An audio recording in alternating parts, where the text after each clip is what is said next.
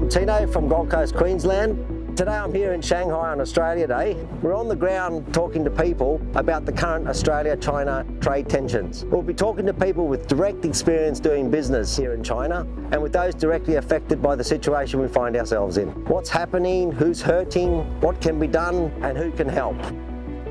China is a vast market and very important one for many Aussie businesses, yet there's a lot to navigate to maintain good relationships. Understanding culture, language, common practices are the key to doing this. Sometimes the people in high office need a helping hand to connect the experience of those risking it and reaching abroad to do business. So Sinology Solutions and I have joined a group of concerned sinologists and Australian global entrepreneurs who are seeking to gain ground level perspective from the many people and businesses significantly affected by the high level disputes. And we want to share these so they can help to move things in a positive direction for all. I was in Shanghai to meet a remarkable Australian lady, Heidi Dugan, who has been there for over 2 decades. Heidi is a television personality that has millions of daily viewers, is an influencer, an author and a China expert. Here's what Heidi had to say about the situation. Hi, my name's Heidi. I've been in China now for over 24 years, and I really sort of grew in this market through my TV show, You Are the Chef. Some of the factors I think that have come about with the China-Australian tensions over the last few years has been really sort of exasperated by a lot of the economic tensions that have been placed on it, and that's, you know, things like COVID and everything else that's sort of to do with it, you know, not being able to travel and being wary of those products that are coming through cold chain or frozen chain logistics.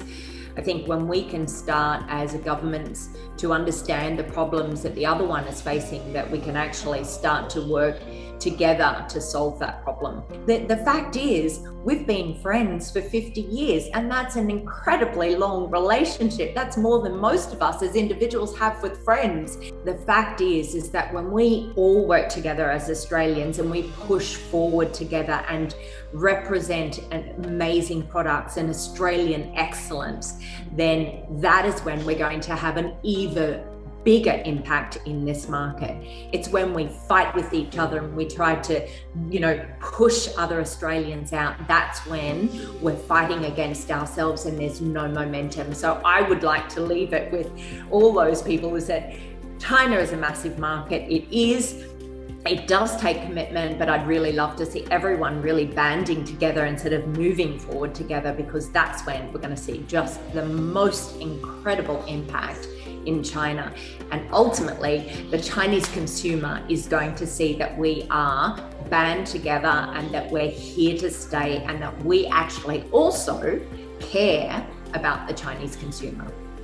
Thank you, Heidi. It was great speaking with you. Let's hear from my mate Mike.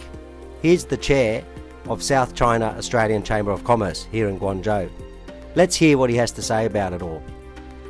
So when you have two different countries, two different people, two different values, I hate to see that how much difference is going to be more. So it takes understanding, like a family, it takes understanding. So, and it takes, again, it probably takes respect, understanding and respect. So I think in our deed, we have to understand more and respect more. And then I think then the Chinese will see it, because these days the Chinese government is actually quite smart, you know. They'll see it and then they'll come to terms with it, because your actions, your deeds speaks louder than your words. Rather than trying to change each other's value, why don't we just respect that's who you are? Australia has done nothing bad to China either, apart from on TV by a Prime Minister saying bad things about China. The average Australian person and business hasn't done anything bad to China either, apart from supplying them with our really good lobster and beef and wine, and we've done nothing wrong. Now let's hear Richard Harmon's take on what's going on. New Zealand recognised China as a market economy and promoted its membership of the World Trade Organization. The suggestion is that the Biden administration is going to be much more active in seeking regional alliances and thus trying to incorporate New Zealand into those alliances. If Australia puts more pressure on New Zealand over China, then that is going to make life difficult for New Zealand. The hope here is that the Biden administration will say, okay, we understand your commercial relationship with China, really your economic dependence on China, but we do want you to speak up on human rights. And New Zealand politicians are used to managing it. A New Zealand Prime Minister says repeatedly that if New Zealand's got something to say about China, it will say it to China in private. I think Australia's got a different perspective on its role in the world, and it sees itself as a middle power and someone who should be listened to. And we have to remember also that it tended to increase a bit during the Trump administration, when it was clear that Morrison was trying to develop a close relationship with both Trump and Pompeo. It's not the New Zealand style to go around telling people what to do. Now, if they decide that they want to wind back the confrontation, then Australia will wind back its confrontational approach to China. Now, Australia is going to be a major player in any of those developments. And its close relationship with the United States, similar to Japan's close relationship, will determine how the relationship with China goes, I think. Another Kiwi, David Mann, has spent decades in China and knows what he's talking about when it comes to dealing with China. Let's check out what he reckons might be going on. So we're talking to our clients in other countries, the Netherlands, Germany, UK. There is a consolidating anti-China perception socially and politically in the West. And it's not just something that's a phenomenon of the Trump era. This has been coming for some time. You could almost argue that Bill Clinton began it. It's had various iterations, but it's become more and more strategically fraught, related to the Five Eyes system, and whether you're Canada, the UK, Australia, New Zealand, or the States, there is this idea that these are the good people. They're the ones that set the global laws, help establish the main forums for the world. And therefore, in recent years, and certainly under Trump and the end of Obama's years, the Five Eyes obligations on all of us have been greater and greater. And that's really hurt New Zealand's position with China, and it's wounded Australia's position deeply. The way in which Australia re-engaged with China was under the Whitlam government, and that engagement was pretty comprehensive and very thought through. And Bob Hawke and Keating both were quite remarkable in the way they handled the China relationship. I mean, the scale of Australian companies and the range of its exports and services compared to its population is just staggering. So Australia is an untapped power that's currently partly smothering itself. If we think we have to stick with the old white club, the old British Empire club, even as it's manifest in America, we'll gradually lose relevance in Asia. So it's concerning, but I would say that I have confidence in the pragmatism of the companies of Australasia and the influence they have on politics and public debate to, in the end, really kind of reset this. It might take 2 or 3 years, but I'm pretty optimistic, actually. The New Zealand government has had great success with China trade and upgraded the China Free Trade Agreement in January 2021. In December last year, the New Zealand Foreign Affairs Minister Mahuta offered to help, and the New Zealand Trade Minister suggested Australia be more respectful to China. Ni hao. I'm delighted to welcome the signing today by trade ministers of the upgrade to New Zealand's free trade agreement with China.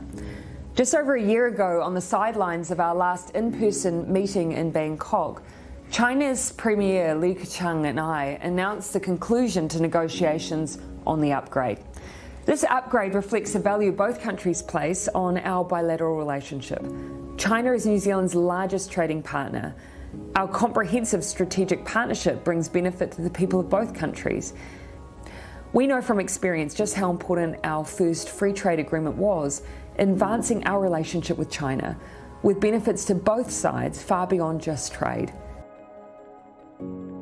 So, next we hear from Glenn Hawken, lead consultant at Alwood Street Management Consultants, based in Queensland, Australia.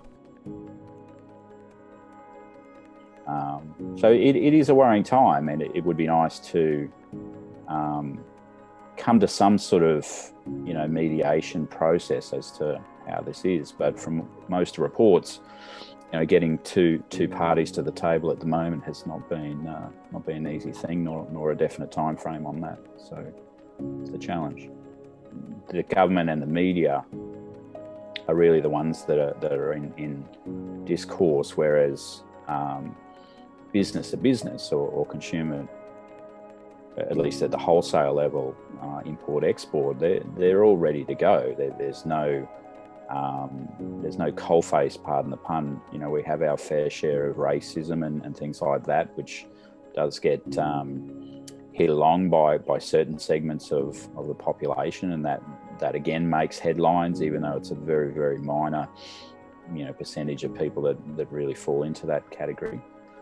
Let's shake hands and get on with the fact that the suffering people are actually the people who need to get back to a level of commerce here, not an element at the highest end. So I think both countries, need to acknowledge that each country has sensitivities around certain topics. I think there is an acknowledgement there that we need to, get back to the mutual respect that we do have, acknowledging the differences that do exist.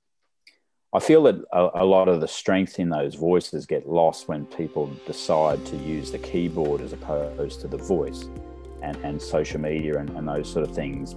Thanks, Glenn. Really interesting points you mentioned.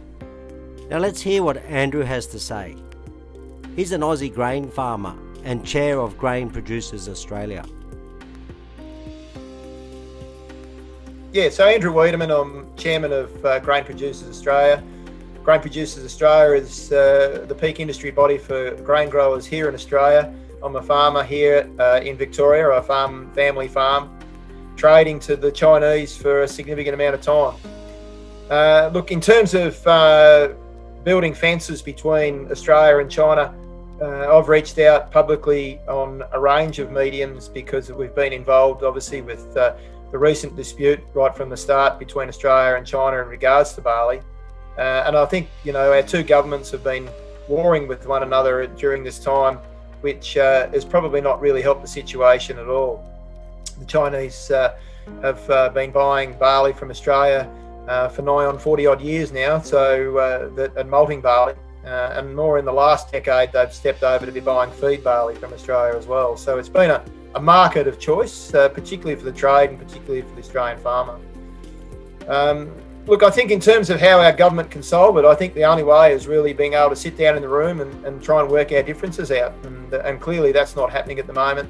The action against China with the World Trade Organisation, we didn't support that from Grain Producers Australia's perspective. We don't see that that's going to really resolve what we see as the important things, is actually just sitting down and trying to work through what our differences really have been.